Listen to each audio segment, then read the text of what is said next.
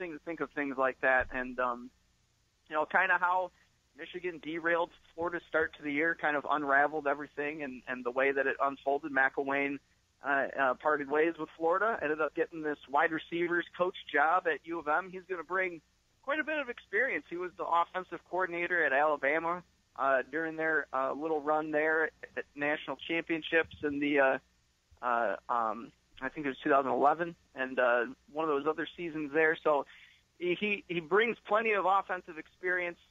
Did all the play calls there at Alabama during their championship run.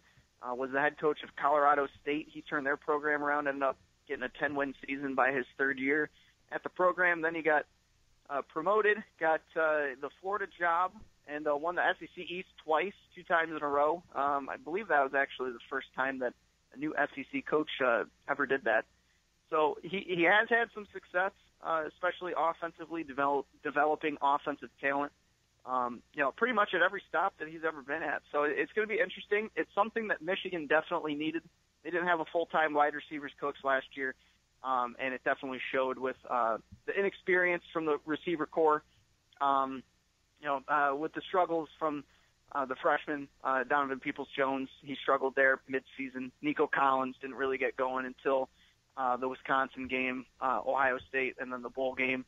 So I think he's going to bring a lot of knowledge, a lot of experience, and it's definitely going to be interesting to see how this all unfolds as well, just given the youth at the wide receiver group at U of M, and given just all the experiences that McElwain's had, of pretty much all throughout. I think that's the key word, if I may jump in, because we're a little short on time here, Vaughn, but I think you're right. You cannot bring in enough experienced coaching on a staff. And Jim McElwain, just having been named the head coach at Florida at all, even though he didn't necessarily have the record there he would like to have had, indicates his coaching ability and aptitude, and it'll certainly be a big boost, I think, for Harbaugh's staff and for the Wolverines. Von Lozen, read him, follow him on MaizenBrew.com, MaizenBrew.com. That's the Wolverines SB Nation site. Wanted to give a little love to the Wolverine basketball program after taking down the Buckeyes, and good luck against Penn State. Von, we'll check in with you again real soon.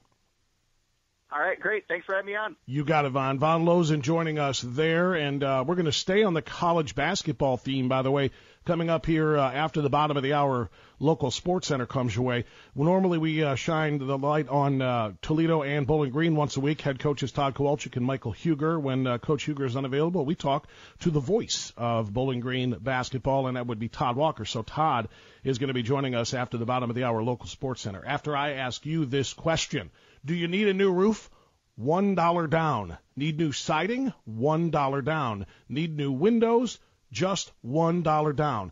Get a new look, your choice, roof, siding, or windows for just $1 down. That's the power of 7 years interest-free. That's right. Do not delay. Call Weather Seal today. Get the roof, siding, and windows you've always wanted for $1 down when you finance for 7 years interest-free. Call this number, 877-WINDOWS. That's Weather Seal. Call 877-WINDOWS. Call 877-WINDOWS or get online at weathersealhomeservices.com. And welcome back into the Extravaganza. Final segment here on this Tuesday edition. We've been talking a lot of college basketball here in this 4 o'clock hour today.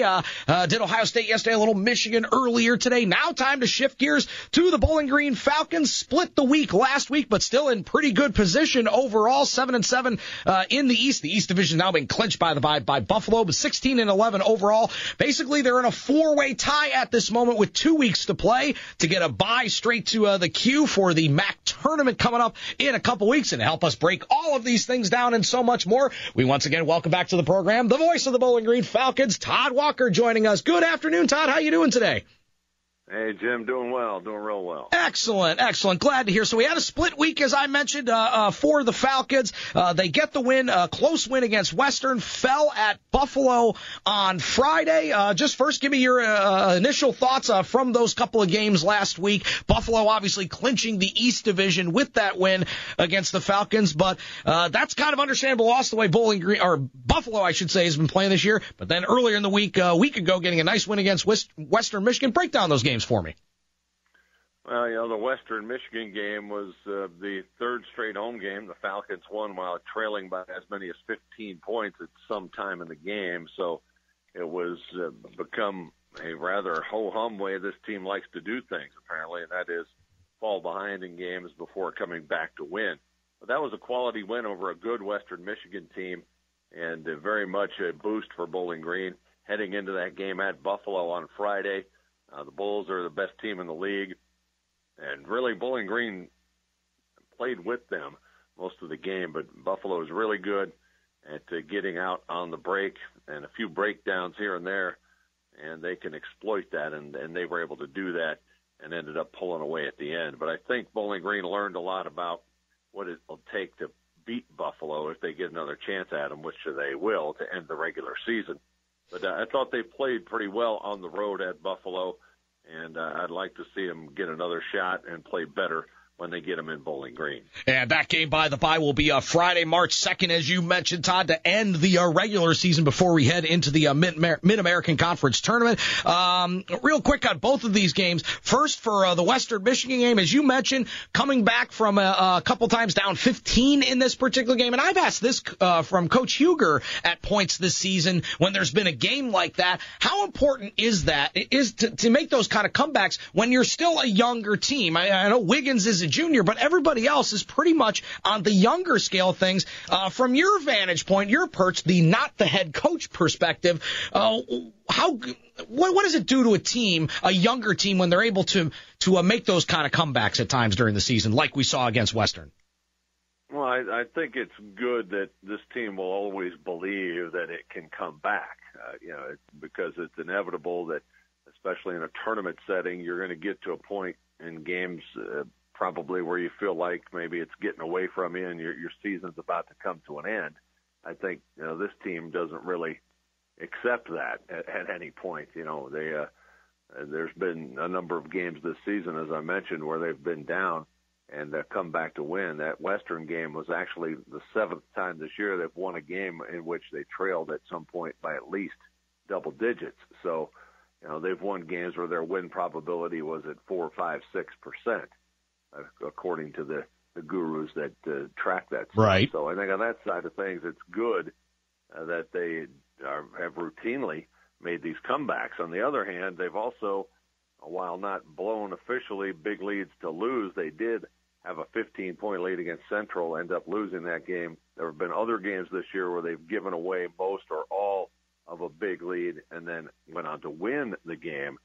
So on the negative side of things, I think this team has too many bad stretches that either give up leads or dig big holes, and then they get somehow focused in on what they need to do and turn the game around. I think if you can eliminate or lessen those deep valleys, you can be a much better team in the long run, and that's the challenge moving forward.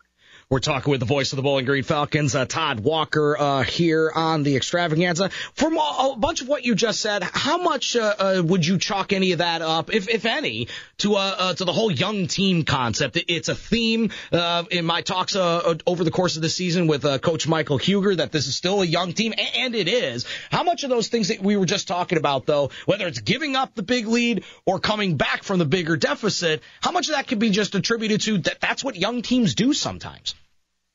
Well, I think there's certainly a component to that, but I'm also a bit of a believer in, the youth starts to become less of an excuse now. I mean, all these guys have been playing together for this whole season. The team has not really had any major injury problems other than somebody missing a game here and there.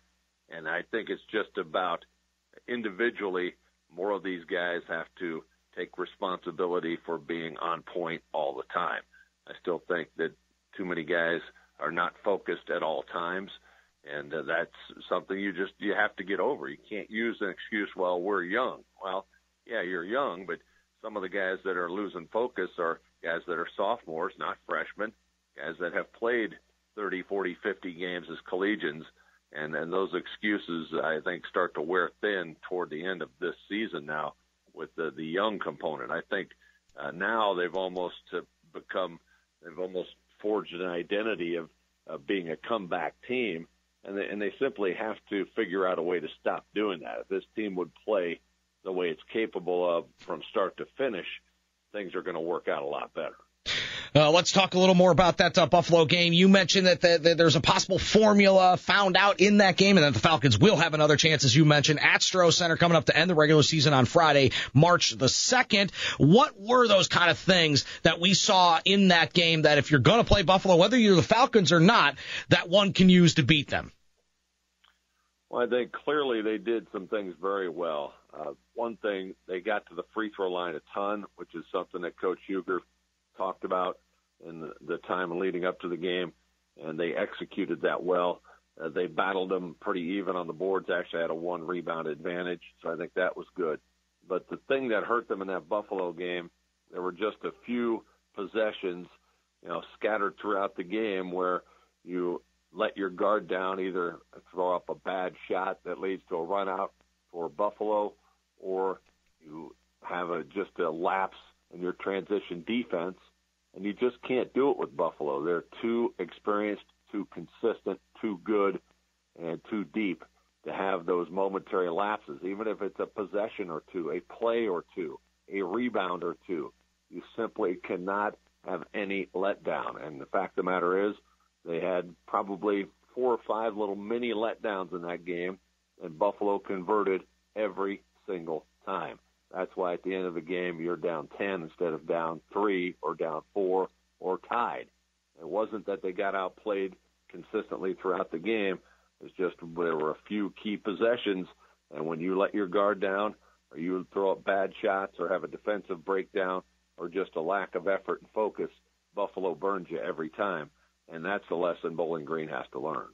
We're talking with the voice of the Bowling Green Falcons, Todd Walker, joining us here on the Extravaganza. Looking forward to this week, Todd. A couple of games against teams we're very familiar with. The second round through of games against teams from the East. It's Akron tonight at home. That was a loss at Akron earlier this year. And then coming up on Saturday on the road to Kent State. First meeting at Stroh. Falcons beat them. Both teams are kind of traditional powers, if you will, in this conference. But Akron really down this year. And despite the fact that Kent State is in that mix with Bowling Green right now, tied at 7-7 for the in conference play, which is important because one of those teams will end up being that number 4 at this moment in time and go straight to the queue. But they're having a relatively down season themselves.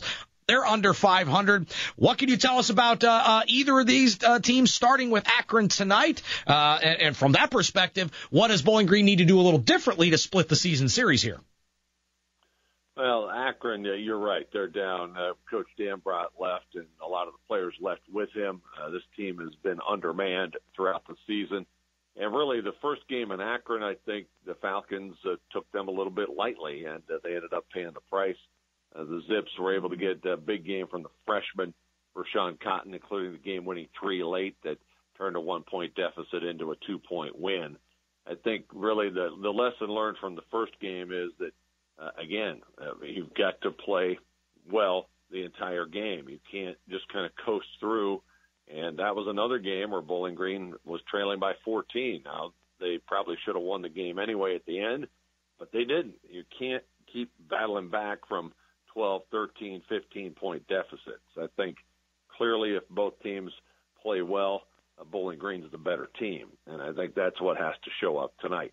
You just got to be on point and focused from the beginning and take care of your business. Akron's dangerous, though, shooting the 3, and they attempt the second most threes in the league. They really live and die by the 3. And if you can defend that 3, make it tough on them, you should be able to win this game.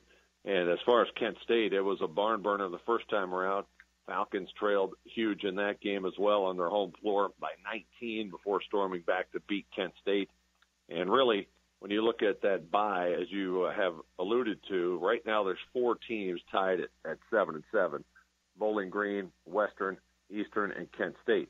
Now, Bowling Green has combined 4-0 against those teams. They swept Eastern. They beat Western, will not play them again. They beat Kent State. They play them Saturday in Kent. Really, if you look at it, if Bowling Green takes care of business tonight and they win at Kent State on Saturday, they'll be in a very good stead to get that 4th seed, especially if they can then go ahead and win at Ohio on Tuesday. In fact, I haven't done all the math. I don't know that you could, but I got the feeling if they win the next 3 games, that game against Buffalo to end the season will literally mean nothing for the MAC tournament seeding, because the Bulls will likely have the 1 seed wrapped up as well. No, and that's such a good point. That's obviously something we're going to keep an